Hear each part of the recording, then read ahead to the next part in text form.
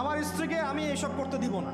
ওর ক্ষমতা আছে, করবে, করলে ওকে আমি তালাক দিয়ে রেখে দেব, শেষ, সোজা কথা। ও আমরা এইভাবেই কথা বলি বাসায়, এক কথায় চলবা, এক কথায় উঠবা, এক কথায় বসবা, দ্বিতীয় কথা যেন বলতে না হয়। একদিন একটা ইস্যু নিয়ে মানে ঝগড়া তুলকালাম হয়ে গেল, আমি রাগ কন্ট্রোল করতে পারলাম না। বলছিলাম যে হাত মোজা ভালো করে পড়তে, হাত মোজা, হাত কথা বলার সময় দেখেন যদি আমি হাতে ভাবে উঁচু করি দেখা যায় এতটুকু। আমি বাসায় গিয়ে বলছিলাম যে হাত মোজা খুব ভালো করে এই পর্যন্ত পড়তে, এইটুক নিয়ে মনে হয় আমি 10 মিনিট ছাড়িয়ে দিয়েছি, মানে বকা দিয়েছি আর কি। একদম মাথা নিচু করে শুনছে, একটা কথা বলে নাই। আমি আমার পরিবারকে ঠিক করলে কেন আমার মানে স্ত্রী বাইরে যাবে, কিভাবে যাবে? আমি বলতেছি না যে সে বাইরে যাইতে পারবে না, প্রয়োজনে তার প্রয়োজন পূরণ করতে পারবে না, এমন তো না বিষয়টা। বেপরদায় এভাবে যাবে কেন?